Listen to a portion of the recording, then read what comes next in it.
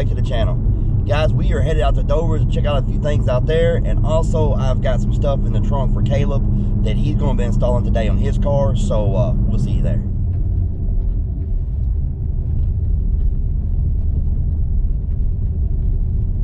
All right, guys, so we are here, and we're going to, let's pop the trunk.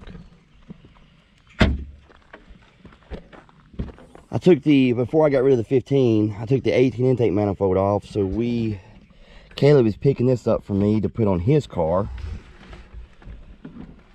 So I'm gonna grab it out from here and then get this.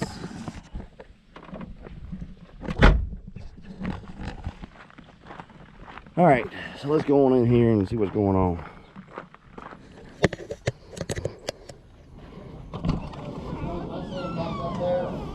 Hey guys. Oh, look at that. You got it? Yeah. Trying to hold everything with more. I don't have it two hands. There you go. Look at that, dog. Here's the shift light. Gotta make some power. And then it's got the JPC lockouts already on there. I had on the 15. Because I didn't have to lock them out on the 15, but we did. Yeah. So they're already locked out for you, so you're ready to go. Man, that's awesome. All right, so that's what's going on with his car. When are we gonna do this? Here in a minute. In a minute? All right, cool. All right, and this car, Dover is getting this, trying to get this wired up right now so he can power it up, so he can get the strategy out of the PCM for the tuner that's going to be tuning it, so they can get it right at base tune so he can get ready to start this thing. But real quick, I want to show you this. I've never seen one of these before. It is a gauge pod for a Fox bike that, you know, takes place of the AC vent right there. I like it. I've never seen it before, and I like it. It angles it right toward the driver, and I really like that. Of course, it's got the code with the digital in it, and you know, a lot of wiring going on in here. But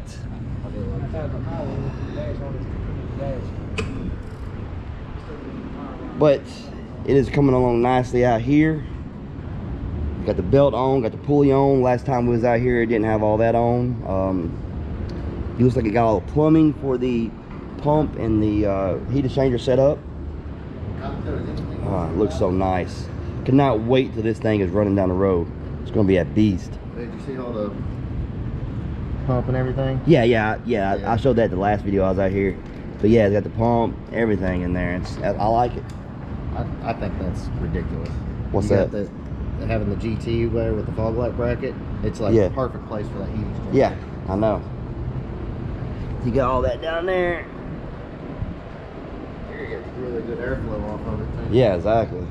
It's gonna be nice. And then we've got, of course, the blue car over here. They've got the bare master cylinder in it, and that is very nice. Same one that's over there on Lee's car. I like it.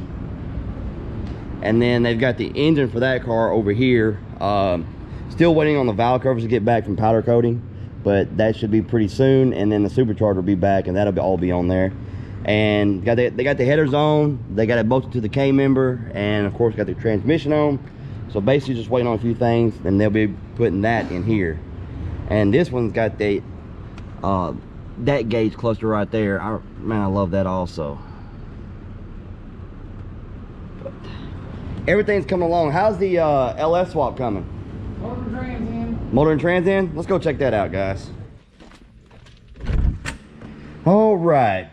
If you caught the last video when I was out here at the shop, this truck was in here. They just took the 350 out, and they had the LS motor sitting right there, the 6.0.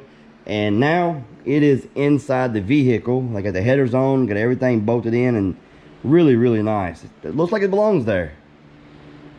But and guys, if you're going to do an LS swap, this is something to do an LS swap on, not a Mustang. So I'm all for LS swaps in Chevrolets, but not Mustangs. But anyway, man, I just love this truck. Always love this body style Silverados. All right, so that about wraps it up for the updates on the vehicles. But we are going to get the 18 intake manifold installed on that today. All right, so let's get it in here and get to work.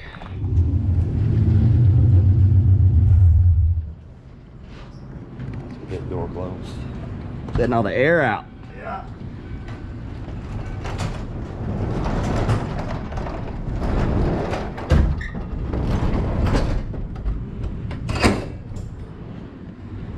All right, we're about to take this truck intake manifold off, and the main reason he's taking it off, the truck manifold cannot rev high enough, so he needed something. And if you're, last time I was out here, if you caught the last shop video, we was actually talking about putting the Cobra Jet intake that's up there on his car.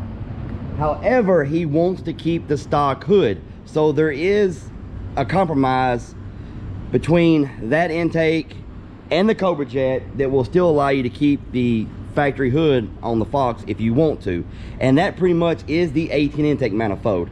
Now, the king of the intake manifolds for the Coyote is undoubtedly the Cobra Jet. There is no better. You can argue about that all day long. There is no better, but the 18 intake manifold does really well, and he can keep the stock hood like he was wanting. All right, so Caleb is going to put the intake on. He's got a lot of his subscribers that says that he don't know how to work on cars, which is crazy, but I'm not you or Dover. But yeah, but you still know how to work on a car.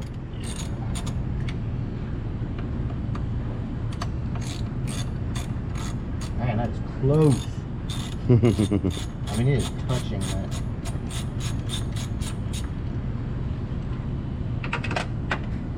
See, back when I didn't have a nice looking engine bay, you just set stuff anywhere. You know, now you go, oh god, that's scratchy.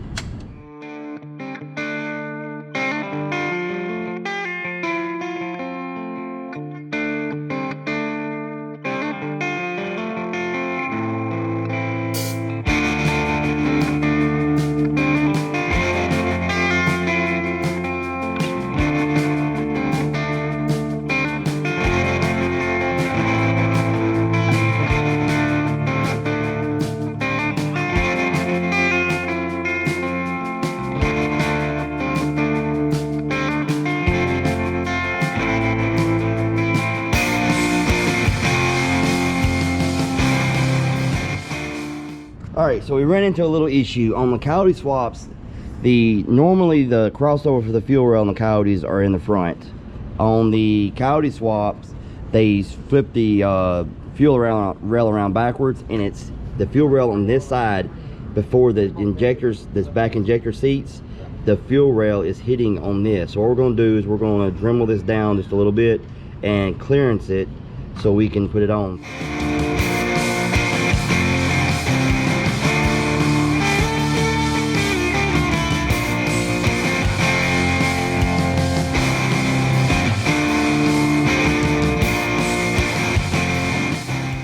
Now, you will not run into this issue unless you've got a Coyote Swap and you flipping your fuel rails around backwards. It's a pretty good, flipping the fuel rails around backwards makes everything neater inside the engine bay, so that's why they do it.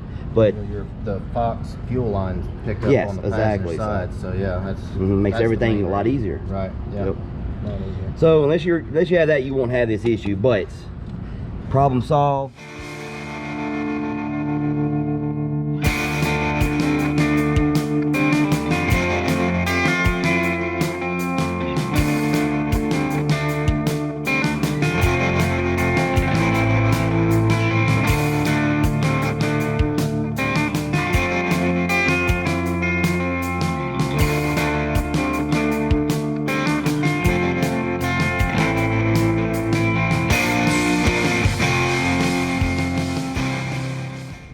So you don't need the adapter on these to on the stock Gen 1 intake manifold. You got to have an adapter to turn the throttle body for it to clear this power by the hour bracket. But with the 18 intake manifold, it goes right on and positions it where you don't have to have that bracket. No worries. So that's nice. Hell yeah. So let's see if how the JLT code air intake is going to fit. Yeah, that's going to be the next challenge. Fun times.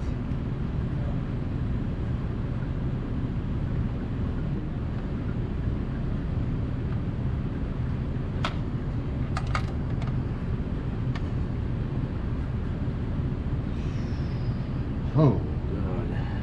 That's what I was talking about. People talking about doing a 45 right there. See, tilt it down a little bit. I don't think my head's going to shut.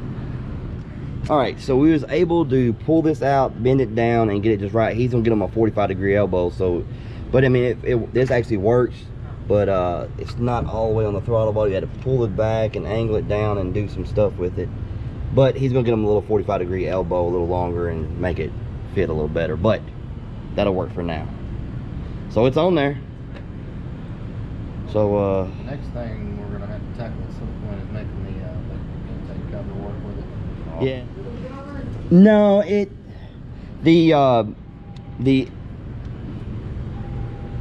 a little bigger there, and everything will not fit. Of course, everybody knows this, but you can actually make it work. That's right in there on the other one. So that's where it would sit. You just have to trim everything and make some stuff to make it work. But it can be done. It's been done. So I'll just put that in the back seat. I'll just hang it up in the garage now. Just hang it up in the garage and be a little piece in the garage.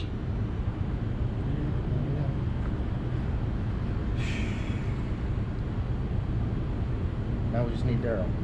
Now we need Daryl. Daryl. Daryl. Daryl. Send us a message, Daryl. We need Daryl. Let's see if it fires up. It should fire up.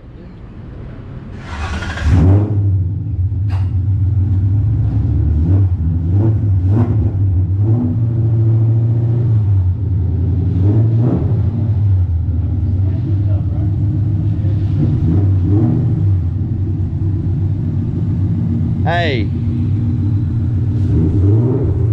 you haven't ran all that race fuel out yet, have you? No? The race fuel you put in at night at the track? No, I can smell it. It's still in there, yeah.